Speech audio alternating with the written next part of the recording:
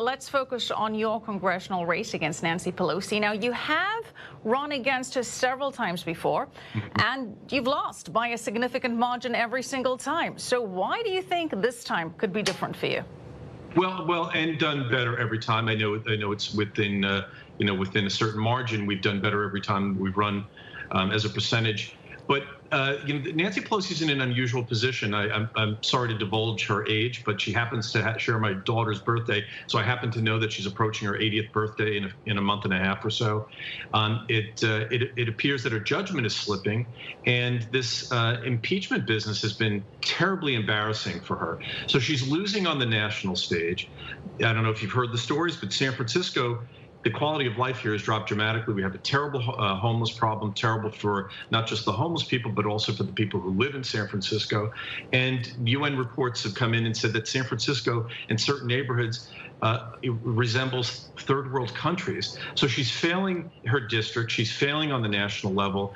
People in San Francisco are beginning to talk about this. They're unhappy with her. And perhaps this is the time that we can actually send her into retirement for good. All right, well, help us understand just how significant the deterioration has been. You mentioned pollution, you mentioned homelessness, you mentioned crime. To what extent has the district deteriorated over the past 10 years or so? We have the worst property crime in America. People break into cars. They are not prosecuted for those crimes. We give away about 6 million hypodermic needles every year, of which about 20% are returned. So that means we have north of 5 million, around 5 million needles that end up on our streets and in our sewers, and used hypodermic needles. They're not hard to find. Come to San Francisco. I'm sorry to say, you'll see them.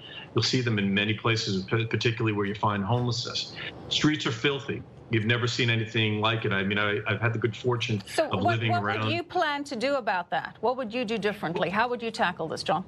Great question. All requests for federal grants have to go through the local congressman or congresswoman, as it were. And, San Francisco gets $45 million just for homelessness. They get about $500 million a year from the federal government. And Nancy Pelosi has just simply rubber stamped that aid.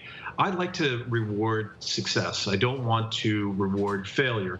And so I'm going to actually hold on tighter to those requests and those grants for San Francisco until the local city management shows that they can actually resolve some of these problems. We don't have really have a problem with homelessness. We have a problem with the city's inability to deal with homelessness. And as the member of the House who brings money into the city, I'm going to use that leverage to make them perform. Well, Pelosi is running against several Democratic challenges as well, including Shahid Buttar, and they're pushing for more extreme left positions like Medicare for All, the Green New Deal. Those are two things that he's backing, and he seems to be gaining some traction on the Democratic side. Given that this is the current, do you see Pelosi being pulled further to the left should she get reelected? Absolutely. You put your finger right on it, Michelle. This election is so symbolically important, not just for San Francisco, but I'm sorry to, this is not hyperbole, I think for America, because San Francisco has been a social science experiment for the left, for the progressives. And as we've moved farther to the left, the city has deteriorated. So now San Franciscans are going to give Nancy Pelosi the most votes in our top two system. So she will move on to the ballot in November. But they have to make a decision. Do they want to keep pushing farther to the left and get more of what we've come to? Or are they going to sort of come back and take a more moderate position by saying, okay, enough with the Shahid Buttars, enough with the progressive Bernie Sanders socialist types. We need to actually get some person with reasonable solutions in, and then we're going to vote for John Dennis. And I might add, in some of those elections, when we had top twos in 2012 and 2014, I did make it into the top two, and people had the choice in November of Nancy Pelosi and John Dennis. And I'm hoping that happens again. All right, John, thank you so much. John Dennis.